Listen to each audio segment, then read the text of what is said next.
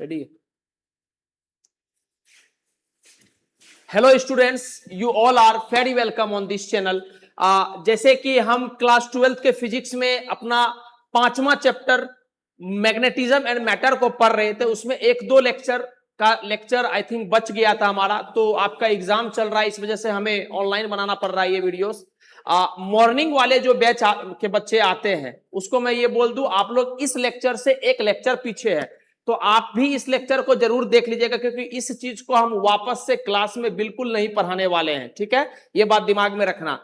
आप मॉर्निंग वाले जो बच्चा आते हैं खास करके फिजिक्स का क्लास करने के लिए, बस वो इस बात का ध्यान रखिएगा कि आपका ये जो लेक्चर है उसमें अभी एक लेक्चर आप पीछे चल रहे हैं, तो 2 पेज आप कॉपी में छोड़ लीजिएगा और उसके बाद ये सारा चीज को जो अभी मैं पढ़ा रहा हूं इसको लिख लीजिएगा। और इवनिंग वाले जो बैच है, इवनिंग वाले बैच जो है उसको यहां से लिखते रहना है लगातार। ये बात क्लियर? याद कीजिएगा, इवनिंग वाले बैच लास्ट क्लास में हम लोगों ने कई सारा इंपॉर्टेंट डेफिनेशन देखा था। जैसे हम आपको बताए थे मैग्नेटिक फील्ड इंटेंसिटी क्या होता है, फिर आपको बताए थे इंटेंसिटी ऑफ मैग्नेटाइजेशन क्या होता है, मैग्नेटिक परमिएबिलिटी क्या होता है, मैग्नेटिक सस्केप्टिबिलिटी क्या होता है, और परमिएबिलिटी और सस्केप्टिबिलिटी के बीच में रिलेशंस क्या होता है, डेरिवेशंस जो था सब कुछ आपके पास डिटेल में कराया गया था। ये सब बात मॉर्निंग वाले बैच को नहीं पढ़ाया गया, इसलिए मैंने बोला कि 2 पेज छोड़ दीजिएगा मॉर्निंग वाला बच्चा। ठीक है, अब यहां से सब का सब बच्चा साथ चलेगा। आपको ये पूरा का पूरा जो टॉपिक्स दिख रहा होगा, ये कंप्लीट चीज आपको जिस तरह से यहां पर बनाया गया है उसी तरह से आपको कॉपी में बनाना है। ठीक है, मुश्किल से 15 से 20 मिनट का लेक्चर होगा, थोड़ा सा शांति से सुन लेना, सारा बात क्लियर हो जाएगा। ठीक है, सुनना। अगला जो टॉपिक आता है बच्चा हमारा, वो टॉपिक आता है मैग्नेटिक सब्सटेंस। 3 तरह का मैग्नेटिक सब्सटेंस को हमको अपने सिलेबस के रिस्पेक्ट में पढ़ना होता है, डायामैग्नेटिक, पैरामैग्नेटिक और फेरोमैग्नेटिक्स। एक तो आपके एग्जाम में सवाल किस तरह का आता है, तो आपके एग्जाम में सवाल आता है कि बताओ डायामैग्नेटिक, फेरोमैग्नेटिक और पैरामैग्नेटिक में क्या डिफरेंस है। तो हम यहां पर, अच्छा होता क्या है सब बात यहां पर लिखा हुआ है, एकदम पूरा का पूरा एक साथ कंपेयर करके लिखा हुआ है, तो आपको याद रखने में आसान होगा। ठीक है, हम एक एक करके सब बात को समझाते हैं, ध्यान दीजिएगा। सबसे पहले जो आपको ये दिख रहा होगा, ये बच्चा हमको डायामैग्नेटिक सब्सटेंस का पूरा कहानी दिया हुआ है, किस स्थिति में कैसा काम करता है सब कुछ दिया हुआ है। फिर उसके बाद आता है बच्चा पैरामैग्नेटिक सब्सटेंस, इसके बारे में कहानी दिया हुआ है। और लास्टली हमारे पास आता है फेरोमैग्नेटिक सब्सटेंस, जिसके बारे में पूरा का पूरा कहानी दिया हुआ है। ठीक है, तो सबसे पहला कहानी पर चलते हैं और ध्यान से देखिएगा जो हम बताना की कोशिश कर रहे हैं। सबसे पहली बात, जब when placed in uniform magnetic field, जब हम यूनिफॉर्म मैग्नेटिक फील्ड में रखते हैं, आपको पता होना चाहिए यूनिफॉर्म मैग्नेटिक फील्ड का क्या मतलब होता है। यूनिफॉर्म मैग्नेटिक फील्ड का मतलब होता है कि जहां पर आपका हर जगह मैग्नेटिक फील्ड का वैल्यू सेम आ रहा है, तो हम उस स्थिति को बोलते हैं यूनिफॉर्म मैग्नेटिक फील्ड। तो जब हम यूनिफॉर्म मैग्नेटिक फील्ड में रखते हैं तो तीनों का तीनों सब्सटेंस किस तरह से बिहेव करता है वो बात लिखा हुआ है, देखना। When placed in uniform magnetic field, paramagnetic substance जो होता है बच्चा, देखना यहां पर, फीवली मैग्नेटाइज अपोजिट टू फील्ड। फीवली का मतलब होता है वीकली, ज्यादा मैग्नेटाइज नहीं होता है, कम मैग्नेटाइज होता है, और फील्ड के अपोजिट डायरेक्शन में मैग्नेटाइज होता है। ठीक, इसमें आइए, ये भी फीवली मैग्नेटाइज होता है। फीवली शब्द का वापस से मैं मतलब बता दूं, फीवली शब्द का मतलब होता है वीकली, कम रूप से, कमजोर रूप से। फीवली मैग्नेटाइज अलोंग अप्लाइड फील्ड, मतलब इसमें क्या था, ये वीकली मैग्नेटाइज होता है फील्ड के अपोजिट डायरेक्शन में, ये वीकली मैग्नेटाइज होता है फील्ड के डायरेक्शन में, और ये भाई साहब जो है ये स्ट्रांगली मैग्नेटाइज होता है। तो अगर आपसे कभी भी डेफिनेशन पूछा जाएगा, ध्यान से सुनना, डिफरेंस के लिए भी बता दिया और डेफिनेशन के पर्सपेक्टिव से भी बता रहे। अगर आपसे पूछेगा बच्चा कि डायामैग्नेटिक सब्सटेंस क्या होता है, तो हम बोलेंगे डायामैग्नेटिक सब्सटेंस एक ऐसा सब्सटेंस होता है जिसको अगर हम यूनिफॉर्म मैग्नेटिक फील्ड में रखते हैं तो वो फीवली मैग्नेटाइज हो जाता है opposite to field. Paramagnetic substance एक ऐसा सब्सटेंस होता है जिसको हम यूनिफॉर्म मैग्नेटिक फील्ड में रखते हैं तो वो फीवली मैग्नेटाइज होता है, लेकिन अलोंग फील्ड होता है, मैग्नेटिक फील्ड के दिशा में होता है। और ये फेरोमैग्नेटिक सब्सटेंस एक ऐसा सब्सटेंस होता है जिसको हम यूनिफॉर्म मैग्नेटिक फील्ड में रखते हैं तो वो स्ट्रांगली मैग्नेटाइज हो जाता है मैग्नेटिक फील्ड के डायरेक्शन में। ठीक है, तो ये रहा डेफिनेशन और ये पहला कहानी। पहला कहानी क्लियर हुआ कि जब हम इन तीनों सब्सटेंस को यूनिफॉर्म मैग्नेटिक फील्ड में रखते हैं तो ये भाई साहब वीकली मैग्नेटाइज होता है, फीवली मैग्नेटाइज होता है फील्ड के अपोजिट दिशा में। ये फीबली मैग्नेटाइज होता है, वीकली मैग्नेटाइज होता है, लेकिन फील्ड के दिशा में, और वो भाई साहब स्ट्रांगली मैग्नेटाइज होता है। बात क्लियर, पहला कहानी खत्म। Yes sir. अब आइए दूसरा कहानी पर, मैग्नेटिक सस्केप्टिबिलिटी। आप अगर याद करो तो आपको पढ़ाया गया मैग्नेटिक सस्केप्टिबिलिटी का, एक सेकेंड शायद दिख नहीं रहा होगा, दूसरा कलर में इस्तेमाल कर लेता हूं। अगर आपको थोड़ा बहुत याद हो तो मैग्नेटिक सस्केप्टिबिलिटी को इस तरह के सिंबल से हम आपको लिखते थे, और इसका वैल्यू क्या आता था बच्चा, डेट इज आई बटे का एच, यही तो वैल्यू आता था। इसका वैल्यू क्या आता था, आई बटे का एच। याद कीजिएगा लास्ट क्लास में पढ़ा है, आई क्या हुआ करता था, इंटेंसिटी ऑफ मैग्नेटाइजेशन, एच क्या हुआ करता था बच्चा, मैग्नेटिक फील्ड इंटेंसिटी। क्लियर। तो मैग्नेटिक सस्केप्टिबिलिटी के बेसिस पर जब हम अंतर करते हैं तो याद रखेंगे, डायामैग्नेटिक सब्सटेंस का जो मैग्नेटिक सस्केप्टिबिलिटी आता है वो स्मॉल होता है और निगेटिव होता है। ठीक, इसका बात करेंगे तो इसका भी स्मॉल होता है लेकिन निगेटिव नहीं होता है, इसका पॉजिटिव होता है, और इसका काफी लार्ज और पॉजिटिव होता है। ये डिफरेंस होता है, याद रखेंगे। मैग्नेटिक सस्केप्टिबिलिटी के बेसिस पर डायामैग्नेटिक सब्सटेंस का जो मैग्नेटिक सस्केप्टिबिलिटी होता है वो स्मॉल और निगेटिव होता है, पैरामैग्नेटिक का स्मॉल और पॉजिटिव होता है, और इसका काफी लार्ज होता है और पॉजिटिव होता है। कहानी खत्म, आगे बढ़ो। Magnetic permeability, sorry relative permeability बोलो या मैग्नेटिक परमिएबिलिटी बोलो। रिलेटिव परमिएबिलिटी याद कीजिए क्या हुआ करता था सर जी, रिलेटिव परमिएबिलिटी हुआ करता था permeability of medium to that of permeability of free space, एक यूनिटलेस क्वांटिटी हुआ करता था। तो उसके बेसिस पर जब हम इन तीनों को डिफरेंस करेंगे तो देखिएगा, रिलेटिव परमिएबिलिटी डायामैग्नेटिक सब्सटेंस का वापस से पॉजिटिव होता है और 1 से छोटा होता है, इसका पॉजिटिव होता है लेकिन 1 से हल्का सा बड़ा होता है, और इस भाई साहब का तो काफी बड़ा होता है। ये डिफरेंस धीरे धीरे आपको याद करते करते हो जाएगा याद। ठीक है, ये बात क्लियर। रिलेटिव परमिएबिलिटी क्या होता है, डायमैग्नेटिक सब्सटेंस का तो स्मॉल और लेस देन 1, मतलब पॉजिटिव और लेस देन 1, और इसका पॉजिटिव होता है लेकिन 1 से हल्का सा बड़ा होता है, स्लाइटली ग्रेटर देन 1, और इसका जब हम बात करेंगे तो इसका काफी बड़ा होता है। आगे बढ़े। Yes sir. अब आते हैं, जब हम नॉन यूनिफॉर्म मैग्नेटिक फील्ड में रखते हैं तीनों सब्सटेंस को, तो याद रखिएगा ये जो होता है tends to move from stronger to weaker field, ये स्ट्रॉन्गर से वीकर फील्ड की तरफ चलता है, ये भी जो है वो वीकर से स्ट्रॉन्गर की ओर चलता है, और ये बहुत क्विकली चलता है, tends to move quickly from weaker to stronger field. कहानी खत्म।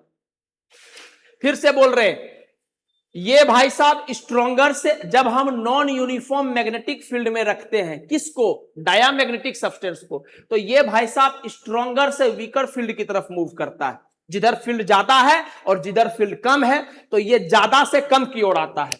इसके बारे में बात करेंगे तो ये कम से ज्यादा की ओर जाता है, और ये भी कम से ज्यादा की ओर जाता है, लेकिन काफी क्विकली जाता है, बहुत जल्दी जाता है। कौन, लास्ट वाला फेरोमैग्नेटिक सब्सटेंस। क्या हम आगे बढ़े, बात क्लियर। ये डिफरेंसेस से आपको याद रखना पड़ेगा बच्चा, होता है तो होता है, इसमें हम कुछ नहीं कर सकते।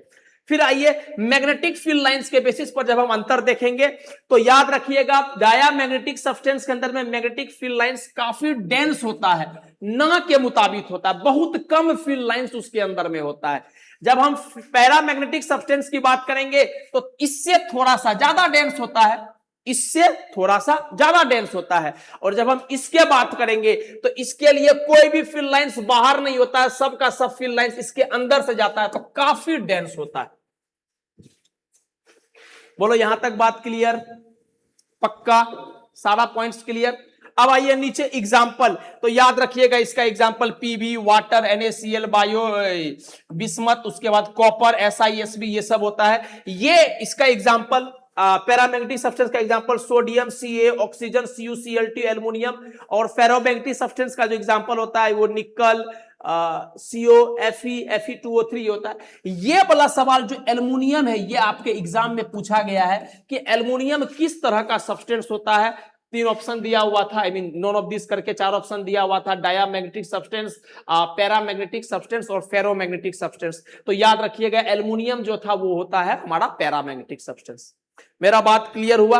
तो आपको याद रखना है कि डायामैग्नेटिक सब्सटेंस क्या होता है, पैरामैग्नेटिक सब्सटेंस क्या होता है, और फेरोमैग्नेटिक सब्सटेंस क्या होता है, और कम से कम 1-2 एग्जांपल्स। ठीक है, खास करके सीबीएसई का बच्चा को डिफरेंसेस पता होना चाहिए। यहां पर आपके पास 7 गो डिफरेंस लिखा हुआ है, कोई 3-4 याद रख लेना, काम हो जाएगा आपका। बोलो यहां तक बात क्लियर, पक्का। डेफिनेशन भी आपको बताए कि डायामैग्नेटिक सब्सटेंस को कैसे डिफाइन करेंगे। हम बोलेंगे डायामैग्नेटिक सब्सटेंस एक ऐसा सब्सटेंस होता है जब हम उसको यूनिफॉर्म मैग्नेटिक फील्ड में रखते हैं तो वो फीवली मैग्नेटाइज होता है अपोजिट टू फील्ड। ये एक ऐसा सब्सटेंस होता है जो कि यूनिफॉर्म मैग्नेटिक फील्ड में फीवली मैग्नेटाइज होता है अलोंग फील्ड, और वो भाई साहब स्ट्रांगली मैग्नेटाइज होता है। क्लियर। और लास्ट मुद्दा आता है बच्चा इफेक्ट ऑफ टेम्परेचर। थोड़ा सा सुनिएगा बात को। जब हम टेम्परेचर का असर का बात करते हैं तो डायामैग्नेटिक सब्सटेंस को कोई लेना देना नहीं है टेम्परेचर से। डायामैग्नेटिक सब्सटेंस को कोई लेना देना नहीं है टेम्परेचर से। इसमें याद रखिएगा पैरामैग्नेटिक सब्सटेंस के लिए जो मैग्नेटाइजेशन होता है वो इनवर्सली प्रोपोर्शनल टू टेम्परेचर होता है। अभी आगे देखेंगे भी, इसी के बेसिस पर क्यूरीज लॉ करके एक आता है टर्म। हम ये बोल रहे हैं इसका जो इंटेंसिटी ऑफ मैग्नेटाइजेशन होता है वो इनवर्सली प्रोपोर्शनल टू टेम्परेचर होता है। किसके लिए? किसके लिए? पैरामैग्नेटिक सब्सटेंस के लिए। और एक बहुत इंपॉर्टेंट डेफिनेशन टेम्परेचर का यहां पर आता है फेरोमैग्नेटिक सब्सटेंस के लिए, कि एक ऐसा टेम्परेचर जिसमें हमारा ये फेरोमैग्नेटिक सब्सटेंस कन्वर्ट हो जाता है किसमें? पैरामैग्नेटिक सब्सटेंस में। तो इस तरह के टेम्परेचर को हम लोग बोलते हैं बच्चा क्या? Curie temperature. क्या बोलते हैं इसको हम? Curie temperature.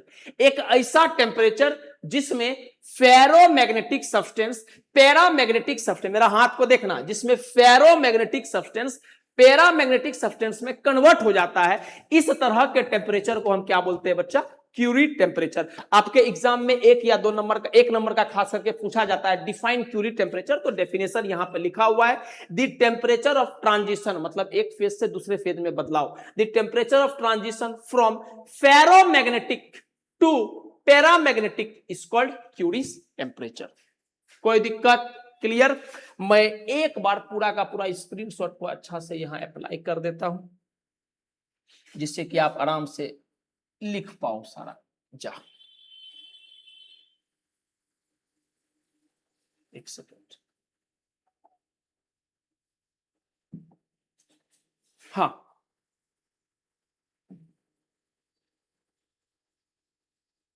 ये पूरा का पूरा आपके पास कहानी लिखा हुआ है। इसका स्क्रीनशॉट आप ले ले। इस स्क्रीनशॉट को लेने के बाद आप सारा बात लिख देना, ठीक है? क्लियर। एक बार स्क्रीनशॉट आप ले लो। ये पूरा का पूरा चीज आपके कॉपी में बना हुआ होना चाहिए। मैं फिर से बता रहा हूं, मॉर्निंग वाले जो बैच के बच्चे आते हैं उसका 2 पन्ना छोड़ के इसको लिखना है, क्योंकि एक छोटा सा चीज आपको बताना बचा हुआ है, इसलिए उसमें 2 पेज छोड़ देना है। और जो इवनिंग वाले बैच है वो जहां तक पढ़े थे उसके आगे आप डायरेक्टली इस चीज को लिख लेंगे।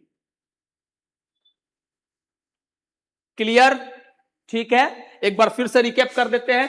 आपको 3 तरह का सब्सटेंस था हमारे पास, डायामैग्नेटिक, पैरामैग्नेटिक और फेरोमैग्नेटिक। तो डेफिनेशन में पहला बात क्या लिखेंगे कि जब हम यूनिफॉर्म मैग्नेटिक फील्ड में रखते हैं तो ये फीवली मैग्नेटाइज होता है फील्ड के अपोजिट में, ये फीवली मैग्नेटाइज होता है फील्ड के अलोंग, और ये स्ट्रांगली मैग्नेटाइज होता है। कहानी खत्म। डेफिनेशन भी हो गया, पहला डिफरेंस भी निकल गया। दूसरा बात, मैग्नेटिक सस्केप्टिबिलिटी की बात करेंगे तो इसके लिए स्मॉल और निगेटिव होता है, इसके लिए स्मॉल और पॉजिटिव होता है, और इसके लिए काफी लार्ज और पॉजिटिव होता है। उसके बाद मैग्नेटिक परमिएबिलिटी की बात करेंगे तो इसका पॉजिटिव और 1 से छोटा होता है, इसका भी पॉजिटिव होता है लेकिन 1 से हल्का, 1 से हल्का बड़ा होता है, और इसका काफी बड़ा होता है। और नॉन यूनिफॉर्म मैग्नेटिक फील्ड की बात करेंगे तो ये भाई साहब स्ट्रॉन्गर से वीकर की तरफ चलता है, ये वीकर से स्ट्रॉन्गर की तरफ, और ये क्विकली चलता है, जल्दी जल्दी चलता है। किधर से किधर? वीकर से स्ट्रॉन्गर की ओर।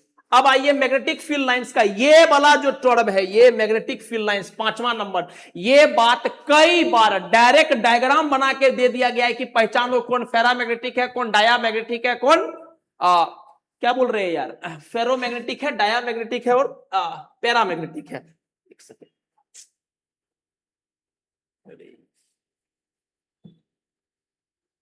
हाँ, ये तीनों का तीनों डायग्राम आपके दिमाग में रखना है। अच्छा, कैसे याद रखेंगे सर? अगर मैग्नेटिक फील्ड लाइंस कम है इसका मतलब ये कैसा बन जाएगा? Diamagnetic substance. Magnetic field lines इससे थोड़ा सा ज्यादा है तो ये बन जाएगा पैरामैग्नेटिक सब्सटेंस। और मैग्नेटिक फील्ड लाइन सारा का सारा अंदर से गुजर रहा, अंदर में पूरा का पूरा मैग्नेटिक फील्ड लाइंस भरा हुआ है, काफी डेंस है, तो इस तरह के सब्सटेंस को हम क्या बोल देंगे बच्चा? दैट इज हमारा लास्ट वाला फेरोमैग्नेटिक सब्सटेंस। और एग्जांपल्स में याद रखिएगा, हम आपको अभी बताएं एल्युमिनियम का एग्जांपल पूछा गया तो वहां स्टार मारा हुआ है, ठीक है?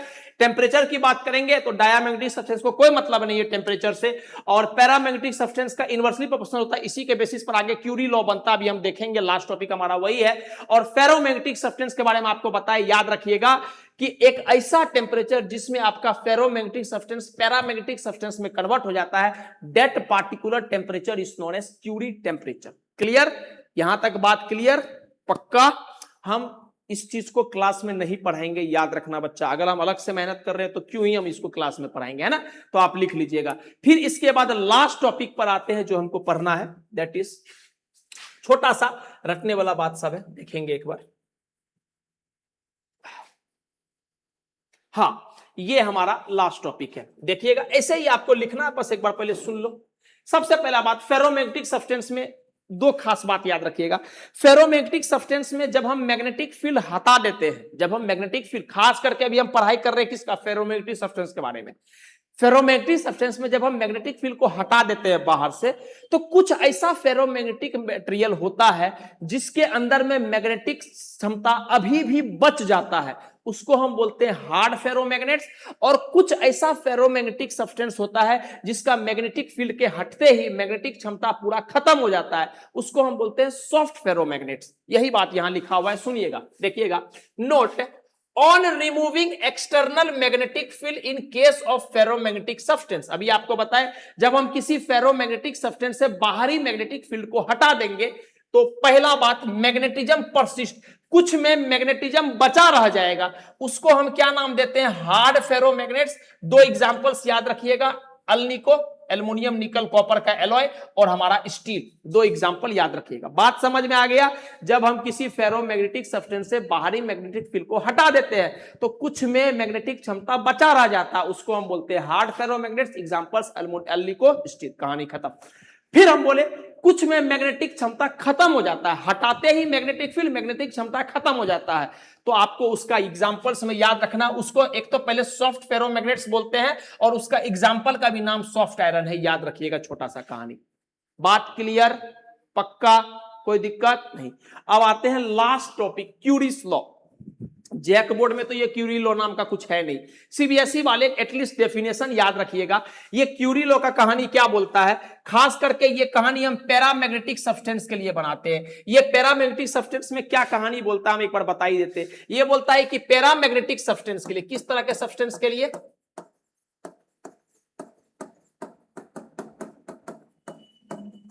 पैरामैग्नेटिक सब्सटेंस के लिए दो बात याद रखिएगा, intensity of magnetisation directly proportional to magnetic field होता है, और इंटेंसिटी ऑफ मैग्नेटाइजेशन अभी तुरंत पढ़े भी, इनवर्सली प्रोपोर्शनल टू टेम्परेचर होता है। इसको इक्वेशन 1 मानो, इसको इक्वेशन 2 मानो, दोनों को कंबाइन करोगे तो I प्रोपोर्शनल टू B बटे का T आ गया। आपको पता है प्रोपोर्शनलिटी हटा के इक्वेशनली लगाएंगे तो एक राइट हैंड साइड में हमको कांस्टेंट लाना पड़ता है, तो I बराबर आ जाता है CB बटे का T। इसी को बच्चा हम लोग क्यूरीज लॉ बोलते हैं, इसी को हम क्या बोलते हैं, क्यूरीज लॉ। एकदम रटने वाला बात है, सुनना एक बार बोल भी देते हैं। ये बोलता है अकॉर्डिंग टू दिस लॉ, इस नियम के मुताबिक, the magnetization, I hope feel कर पा रहे होंगे, मैग्नेटाइजेशन को आई सिंबल से इस्तेमाल करते थे, इंटेंसिटी ऑफ मैग्नेटाइजेशन बोलते थे। The magnetisation in a paramagnetic substance is directly proportional to applied magnetic field, यहां लिखा हुआ डायरेक्टली प्रोपोर्शनल।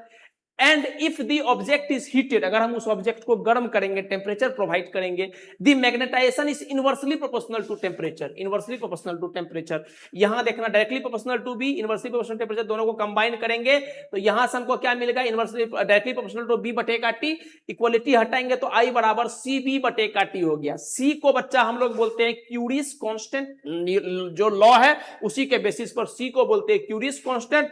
आई को आप जानते हैं इंटेंसिटी ऑफ मैग्नेटाइजेशन, बी को मैग्नेटिक फील्ड बोलते हैं, और टी हमारा एब्सोल्यूट टेम्परेचर होता है, किसमें, केल्विन में। आई होप आपको बात समझ में आया होगा, रटने वाला बात है, इसमें समझाने का क्या है, जो है सो है ना? तो इस बात को ध्यान में रखिएगा, और इसका भी स्क्रीनशॉट उम्मीद करेंगे आप, एक सेकेंड इसको मैं मिटा देता हूं, तो लिख ही लिए होंगे आप, वहां पर आपके पास स्लाइड है, इसका भी आप स्क्रीनशॉट ले लीजिएगा। और जैसे ही आप इसका स्क्रीनशॉट लेते हैं तैसे ही आपका ये पांचवा चैप्टर, सॉरी पांचवा नहीं, छठा चैप्टर होगा ना हमारा, हाँ, जो भी है मैग्नेटिज्म एंड मैटर नाम का चैप्टर पूरा रूप से यहां पर यह समाप्त हुआ। अगले क्लास में मैं बिल्कुल आपको बोल रहा हूं, मैं एकदम इसको नहीं पढ़ाऊंगा, याद रखना। अगले क्लास में हम लोग अपना छठा chapter electromagnetic induction EMI chapter का शुरुआत करेंगे। और अगले क्लास में ईएमआई चैप्टर का जो शुरुआत करेंगे वो लेक्चर्स भी आपको ऑनलाइन के माध्यम से कल ही मिलेगा। ठीक है, तो इसको बच्चा जरूर लिख लेना। जब आप क्लास आओगे तो हम बिल्कुल चेक करेंगे कि आप लिखे हो कि नहीं लिखे हो। ठीक है, चलिए, thank you, tata, bye bye.